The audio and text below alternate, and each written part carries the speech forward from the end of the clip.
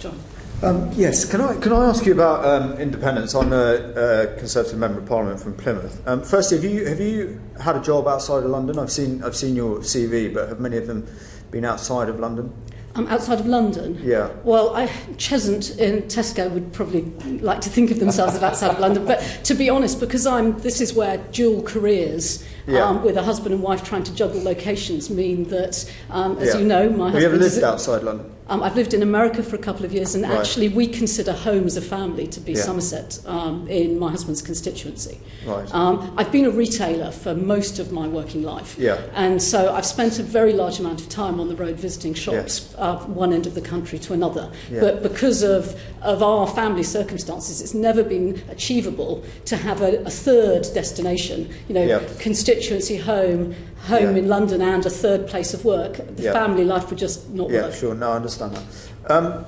When it comes to independence, I'm not a massive fan of the government marking its own homework, particularly in other areas. I mean, do you think it's a legitimate concern? How confident can we be that you are a Conservative member of the House of Lords, you're married to a Conservative member of Parliament?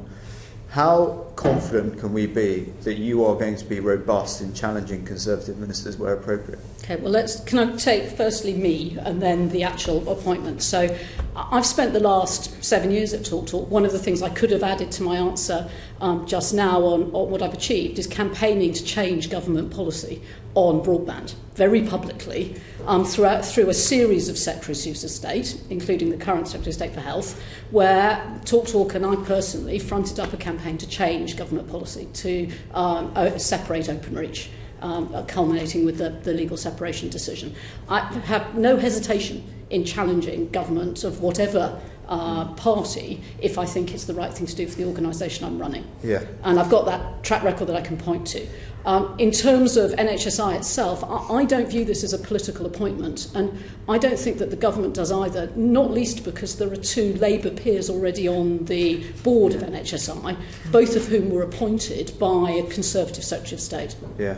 Do you think, public perception on this is everything, isn't it? Do you think that could be improved, for example, for being a crossbench peer during the time of this appointment, or perhaps not voting on issues, really contentious issues in this area? Well, as you know, in the written submission I sort of put into you last week, I have thought quite hard about how to, as you say, demonstrate that I'm really aware of the perceived conflict risk as well as the actual.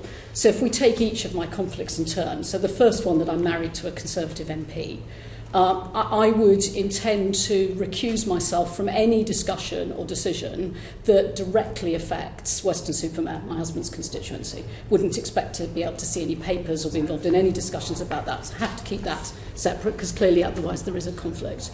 And in terms of managing the potential conflict with the House of Lords, I would expect not to vote on any issues that are health or social care issues in the Lords. And I would look to think very carefully and be very cautious about speaking in the Lords on health issues. I wouldn't wish to rule out speaking entirely, because the standing orders in the Lords do encourage members to speak when they have specific knowledge. Obviously, you declare the interest and you think very carefully on the specific matter. But that's how I would intend to manage those two conflicts. Okay, thank you.